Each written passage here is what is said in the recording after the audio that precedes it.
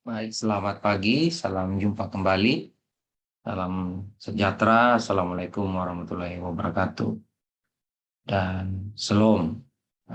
Pada pertemuan kali ini kita akan membahas beberapa topik yang terkait dengan lanjutan teori atau lanjutan eh, pertemuan yang lalu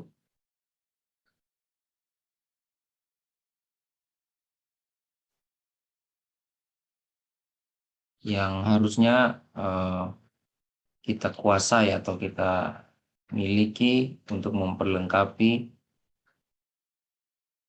materi ini.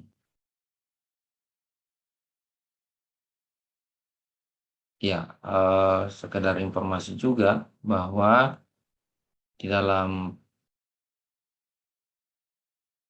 materi dan kuliah penulisan karya ilmiah ini ada dua tujuan atau tujuan akhir dari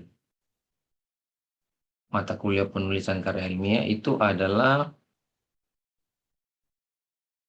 yang pertama, Anda mampu menyusun TOR atau proposal skripsi yang nantinya akan berkembang menjadi skripsi gitu.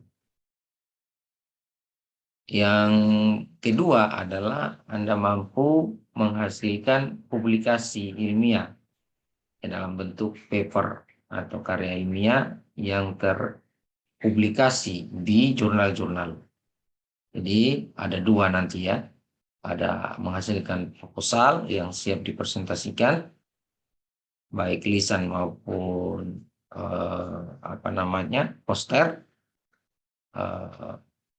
Dalam pengertian adalah di ujian akhir itu dipresentasikan, dan yang kedua adalah artikel ilmiah.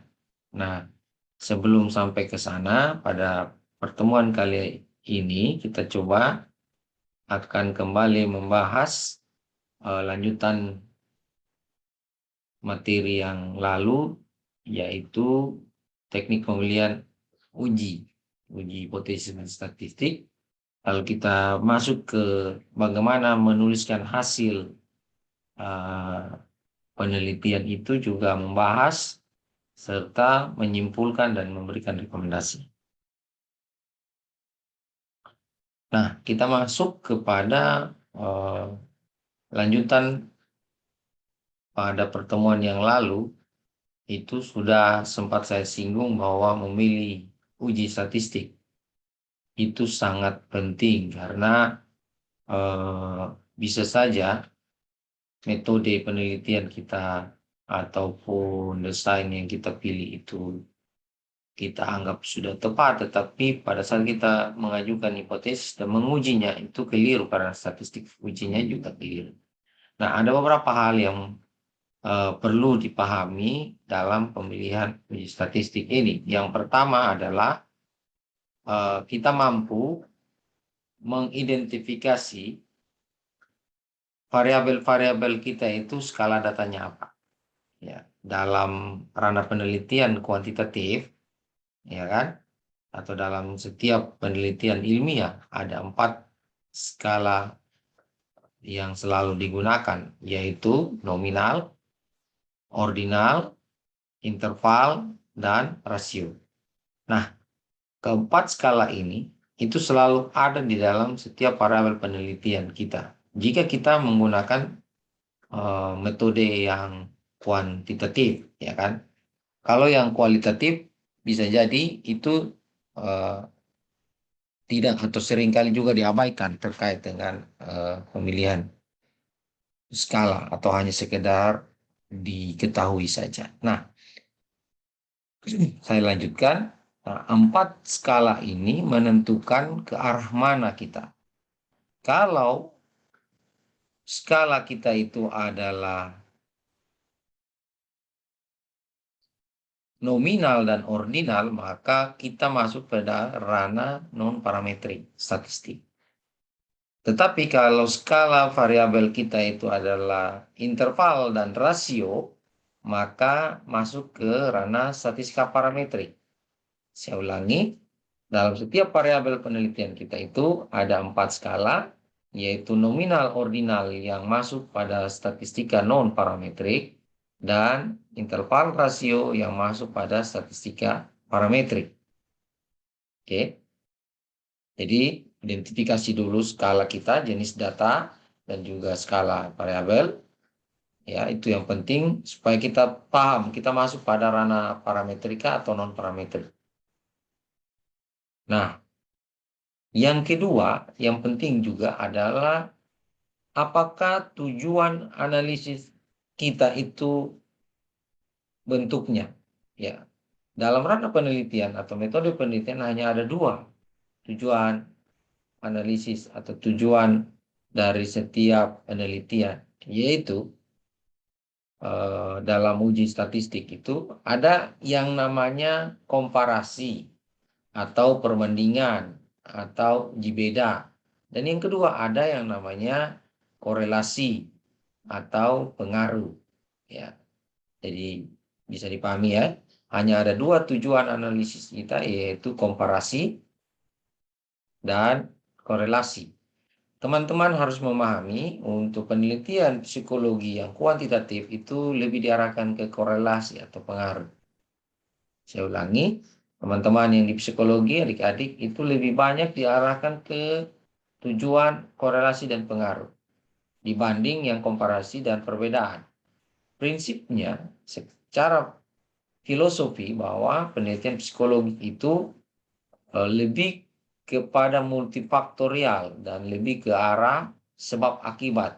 Psikologis itu lebih pada area ada tidaknya pemicuan, ada tidaknya fenomena yang mempengaruhi, sehingga lebih diarahkan kepada tujuan analisis yang korelasi dan pengaruh. Ya, jadi selain skala dan juga area, kita juga mengenal tujuan analisis.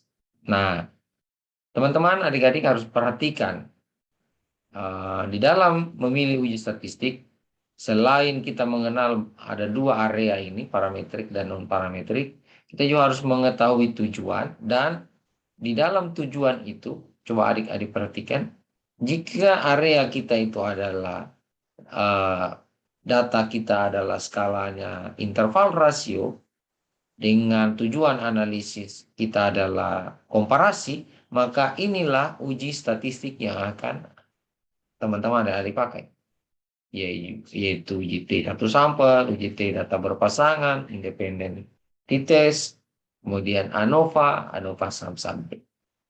Ya, itu kalau tujuannya adalah komparasi. Sebaliknya, kalau tujuannya itu maksud saya adalah analisis datanya, skala datanya itu adalah ordinal, maka penggunaannya Kolmogorov-Smirnov, Wilcoxon, Mann-Whitney, Kruskal-Wallis, dan Friedman. Dan analisis data yang bersifat kategorial atau nominal itu menggunakan X kuadrat, McNemar, Fisher, ya, Cochrane-Skew. Jadi ingat ya, ini ranah yang nominal, ini ranah uji statistik yang ordinal, dan ini uji statistik yang skalanya itu interval rasio pada tujuan analisis yang komparatif. Oke? Nah, lalu bagaimana dengan yang tujuan analisis yang korelasi dan pengaruh? Nah, teman-teman bisa lihat, jika skala kita, variabel kita itu adalah interval rasio, ya, maka yang kita gunakan adalah produk momen dari person atau korelasi person, ya, korelasi person. Dan jika tujuan kita itu adalah hubungan, ya, lebih ke arah yang sisi atas ini ya. Sebaliknya yang untuk yang pengaruh itu lebih yang di bawah ini, ya. Jadi kalau interval rasio dengan tujuan analisis kita atau tujuan hipotesis itu adalah melihat hubungan atau korelasi, maka kita gunakan korelasi person. Dan kalau data kita itu adalah ordinal, maka digunakan korelasi Spearman. Nah, kalau nominal atau kategorikal, biasanya orang menggunakan X kuadrat, tetapi sebenarnya harusnya ini adalah tes asosiasi dulu. Tetapi untuk sampai ke sana memang X kuadrat itu diperlukan. Ya. Lalu bila tujuan kita adalah pengaruh, maka jika data kita ya berskala interval rasio, maka kita gunakan regresi linear. Dan kalau data kita adalah ordinal, maka kita gunakan regresi ordinal. Dan yang terbanyak seringkali digunakan adalah jika data kita adalah nominal, ya tidak, baik, buruk, kategorikal, itu maka menggunakan adalah regresi logistik. Ya, kita gunakan regresi logistik untuk pengaruh dengan data yang nominal, kategorikal atau nominal. Ya, oke, itu untuk uji-uji statistik. Teman-teman bisa lihat begini banyak uji statistik, tetapi yang terpenting adalah bagaimana kita bisa memetakan, mengidentifikasi skala kita. Ya, kalau nominal ordinal ini adalah statistika non parametrik dan interval rasio adalah parametrik. Kalau tujuan komparasi dan skala kita interval rasio, ada uji seperti ini. Dan kalau ordinal ada ujinya seperti ini dan nominal seperti ini. Kalau pengaruh ada atau hubungan ada produk momen dan person, dan kalau pengaruh itu regresi linear, korelasi jika ada skala data ordinal regresi Spearman, dan itu pengaruh dari regresi ordinal, dan tes asosiasi untuk tujuan kita hubungan dan skalanya nominal, dan regresi logistik untuk tujuan kita yang pengaruh tetapi data kita nominal kategorikal. Saya kira jelas ya. Yang ingin saya tambahkan di sini dalam uji beda, ya ini seringkali pada uji beda dibuat, yaitu selain melihat skala data, kita juga melihat pasangan dari sampel itu. Kalau dia hanya satu sampel, maka kita pakai uji T satu sampel, konvolusional atau chi-square. Kalau dia dua sampelnya itu kalau dia bebas itu artinya pengukuran di kelompok 1 berbeda dengan pengukuran di kelompok 2, maka digunakan independent test. Tapi kalau dua kelompok subjek itu diukur berulang, maka dia berpasangan. Ya, orang pertama sama dengan kelompok orang pertama di kelompok kedua, misalnya. Maka digunakan PJT data berpasangan. Atau kalau datanya adalah ordinal, Wilcoxon sign rank test, dan pada data yang kategorikal, Magnum. Jadi ini turunannya independen untuk data yang interval rasio adalah Wilcoxon magnitude, dan yang nominal ordinal maksud saya kategorikal adalah X kuadrat dan Fisher. Kemudian untuk yang lebih daripada dua sampel, untuk yang bebas digunakan one way ANOVA, untuk yang interval ordinal, untuk skala ordinal adalah Kruskal Wallis, dan skala nominal S kuadrat, so G square. Untuk yang berhubungan, maksudnya apa yang berhubungan? Berhubungan ini lebih daripada dua sampel. Ada 3 kelompok, jadi bukan dia sebut berpasangan, tapi berhubungan, relate. Ya, ada ANOVA sama subjek, ada Friedman, dan Cochran skew. Ya, saya kira demikian untuk bagaimana memilih uji statistik yang pas. Apalagi kita masuk ke ranah kuantitatif. Penelitian psikologis tidak menutup kemungkinan juga memilih ranah kuantitatif, tetapi lebih diarahkan kepada yang korelatif dan pengaruh. Lalu kita masuk pada hasil dan bahasan. Menuliskan karya ilmiah dalam hal ini proposal itu tidak dilengkapi dengan hasil dan bahasan. Tetapi kalau sudah pada skripsi sudah harus jelas ada. Jadi kalau Anda menuliskan proposal nanti hasil dan bahasan belum ada. Tapi ini harus dilengkapi karena Anda akan juga menuliskan skripsi. Ya, atau karya ilmiah tugas akhir. Hasil memuat apa saja. Peneliti harus menguraikan gambaran subjek penelitian. Entah itu misalnya anak jalanan dari sisi umurnya, dari sisi profilnya, dari sisi latar belakangnya, pendidikan, dan seterusnya.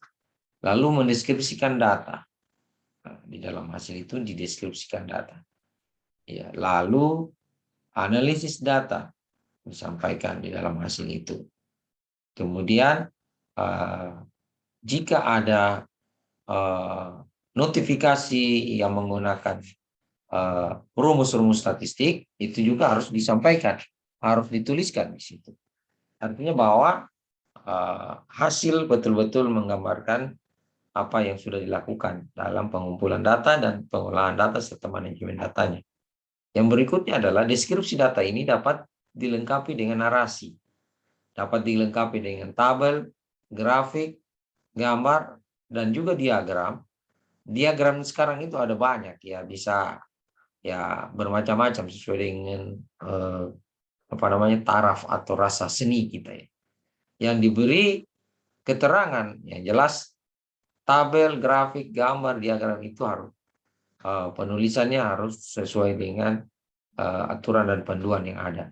Itu harus ada keterangan dan judul ya untuk membuat lebih informatif. Ya. Kadang-kadang orang menuliskan hasil, dia mencampur adukan dengan interpretasi. Ingat, dalam menuliskan hasil belum di situ dimungkinkan kita peneliti menginterpretasi. Ya, kita hanya memaparkan saja hasil. Hasilnya yang kita tulis adalah hasil pengumpulan data yang sudah kita kerjakan, begitu. Dan harus sedetail mungkin sesuai dengan jumlah variabel ataupun apa yang menjadi data yang kita kumpulkan di lapangan ataupun di dalam ranah penelitian kita. Ya, objek penelitian kita tergambarkan dari hasil yang kita tuliskan. Nah, terkait dengan gambaran subjek penelitian, itu meliputi ciri-ciri demografi. Seperti, ya, saya kira identitas. Jadi, biasa didahulukan di sini adalah bagaimana identitas yang melekat pada subjek penelitian itu. Yang paling sering adalah jenis kelamin, tingkat pendidikan, usia, misalkan juga ada area, wilayah, tempat tinggal, dan seterusnya, batasan tempat tinggal, dan seterusnya. Dan juga adalah bagaimana menyampaikan subjek penelitian itu dari kekhasannya. Ya kan? Tabel gambaran subjek penelitian dianjurkan dalam bentuk yang simpel. Dengan cara kita menjoin atau menggabungkan ciri demografi dalam satu tabel. Sehingga tidak terlalu banyak tabel. Jadi tidak tebal hanya gara-gara tabel. Atau bisa juga dengan kreativitas kita menyimpulkan dengan 3 atau 2 kolom ataupun subkolom begitu, sehingga tidak terlalu banyak menampilkan atau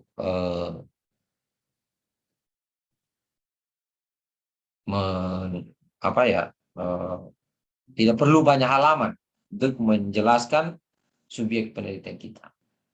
Penulisan tabel itu ya menurut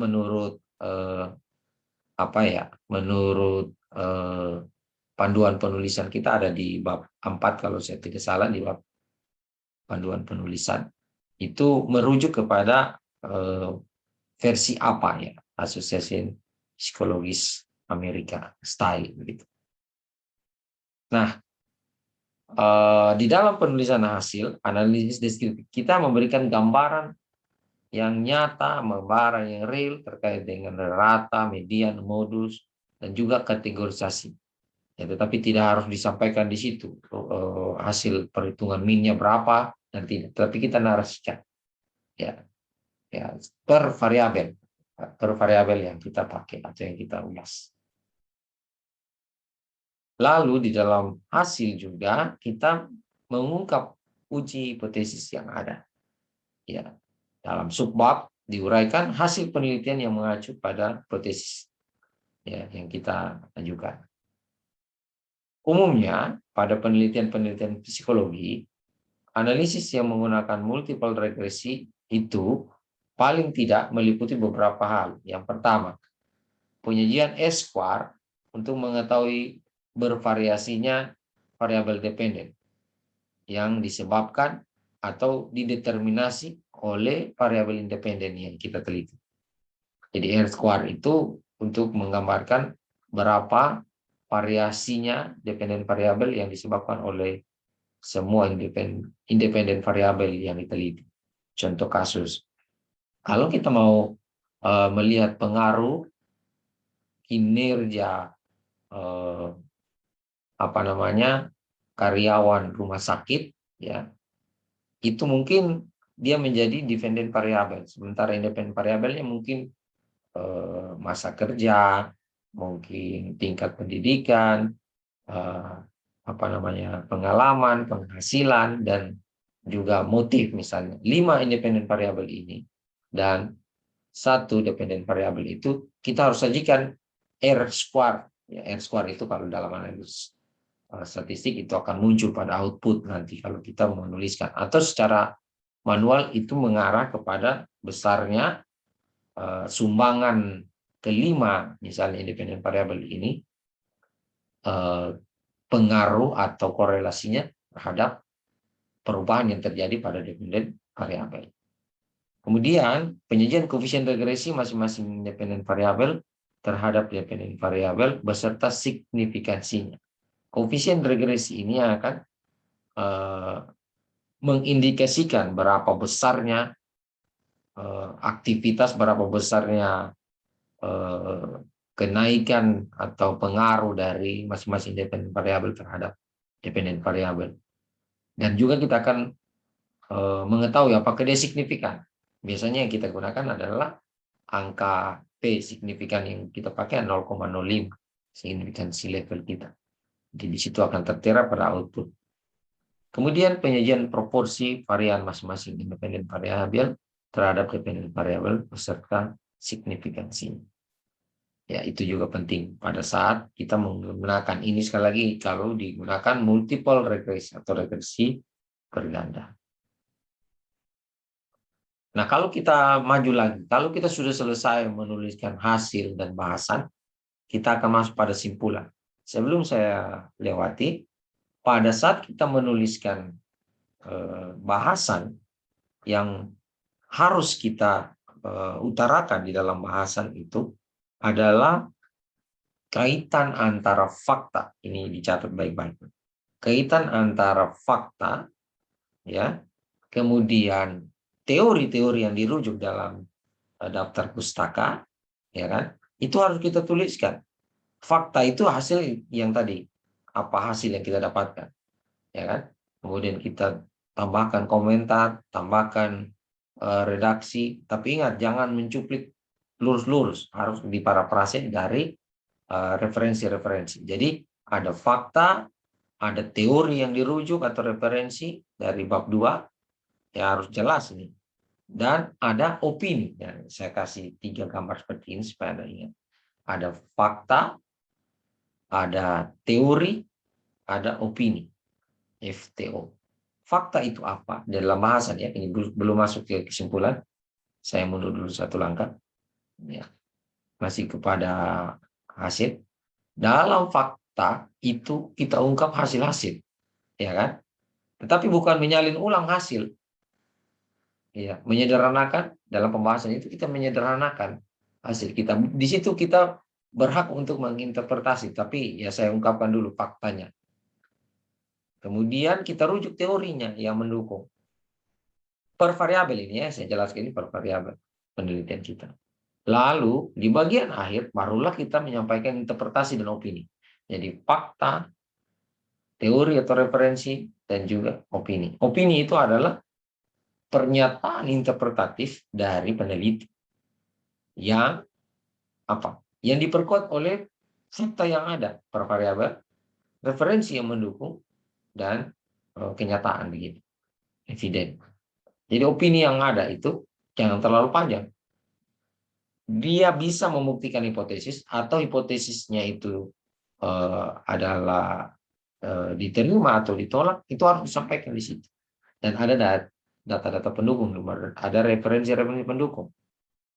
Ya, bahkan di beberapa hasil riset itu dia memaparkan ada referensi yang mendukung, dia sampaikan apa alasannya sehingga variabel yang dihasilkan itu sama atau mendukung. Tapi ada juga yang kontradiktif, dia sampaikan. Kenapa kontradiktif? Dari variabel-variabel yang dia dapatkan. Dan itu disampaikan. Saya ulangi, dalam hasil kita menyampaikan deskripsi data kita, tapi dalam bahasan kita menyampaikan fakta teorinya. Oke. Lalu kita melangkah ke kesimpulan. Di bagian ini, kita harus menyampaikan simpulan yang singkat, padat, dan jelas. Ya, dan juga tepat tentang hasil, tetapi bukan kita mengulang kembali hasil-hasil yang kita tuliskan di hasil. Ya kan? Kesimpulan tidak perlu memuat kembali data lengkap atau tampilan angka-angka yang sudah dijelaskan dalam hasil dan bahasa. Simpulan itu menjawab apa? Simpulan menjawab tujuan. Kalau tujuan kita di depan di bab 1 itu ada 3, maka di simpulan harus ada 3. Jangan tujuan kita 2, simpulan kita 5. Ingat? Atau tujuan kita 1, tapi simpulan kita 7. Tidak boleh. Dia harus relate, dia harus sinkron. Jadi, kalaupun tujuan umum itu hanya 1 dan tanpa tujuan khusus, maka di simpulan harus hanya 1. Oke? Jadi tujuan khusus sebenarnya itu turunan dari tujuan umum dalam bentuk poin-poin atau item-item. Nah, di simpulan kita harus sampaikan poin-poin yang kita tuju itu kan. Ya. Diingat, simpulan harus bisa menjawab tujuan. Lalu biasanya juga ada beberapa teman-teman atau juga penulisan panduan penulisan juga menyertakan diskusi. Tapi kalau di seingat saya di FKM, di prodi FKM itu, saya juga kurang tahu di psikologi, itu bagian ini seringkali diabaikan. Tetapi saya hanya mau menyampaikan, jika bagian ini diperlukan, maka diskusi ini harus merupakan pembahasan hasil penelitian yang berisi analisis hasil penelitian dan membandingkan dengan teori-teori. Tapi secara singkat, ya, simpulan, diskusi secara singkat, dan dijelaskan juga keterbatasan. Tapi ini tidak penting dirujuk dalam pengertian kalau di panduan tidak ada, ya diabaikan. Dan biasanya ini dia sudah include di dalam akhir dari sebuah pembahasan.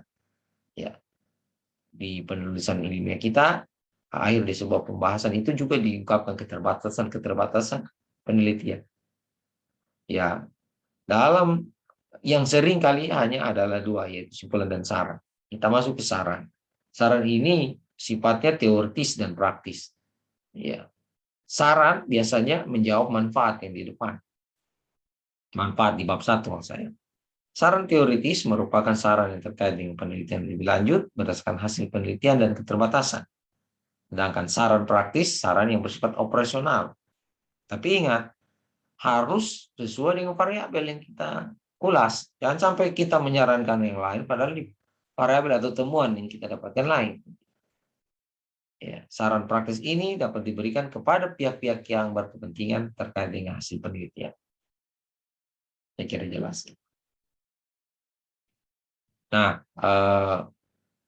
materinya hari ini cukup dan sangat simpel, tetapi yang saya mau pesankan, lanjutkan tulisan Anda itu, ya, sampai sempurna memang pada tahapan akhir, bukan sampai pada hasil dan bahasan, ya. Karena hasil dan bahasan ini kan nanti setelah Anda turun penelitian, tapi karena ini hanya pada TOR atau pada proposal saja, maka dia sampai kepada metodologi.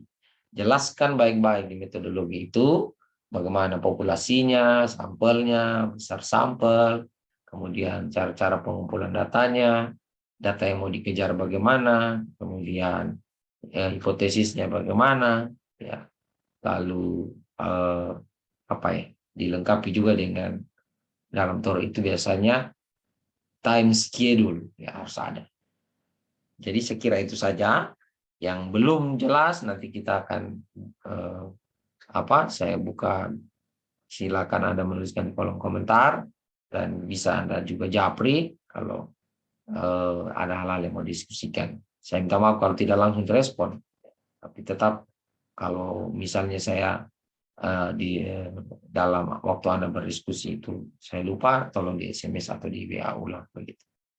Oke, materi pertemuan kita hari ini cukup sekian. Jangan lupa absennya, tetap semangat dan ingat, kalau Anda akan tumpuk pekerjaan di akhir tahun atau di akhir semester itu akan berat.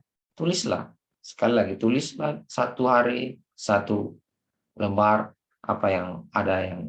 Kemudian kalau sudah selesai masa dalam penulisan itu sudah sampai ke metode penelitian, ingat ulangi lagi di bab 1.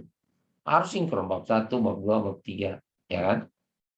Kalau misalnya ada yang mau ditanya, tanya.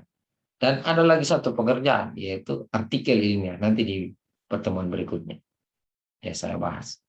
Ya, bagaimana juga ada mau publikasikannya, ada yang publikasi itu ada oral, ada poster kan, seperti itu.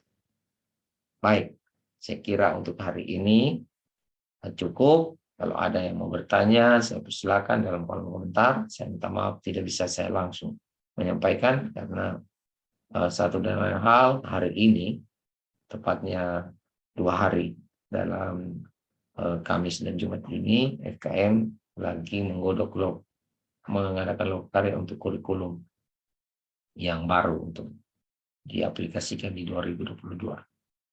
Jadi kita terlibat aktif.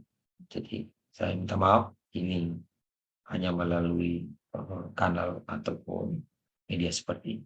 Oke, akhir kata mohon maaf. Selamat berjuang, terus tulis dan tulis begitu. Baca, tulis dan tulis. Baik, selamat pagi, sampai jumpa di pertemuan berikutnya. Wassalamualaikum warahmatullahi wabarakatuh. Om Swastiastu, Namo Buddhaya. Salam kebajikan, salam sehat. Tetap semangat.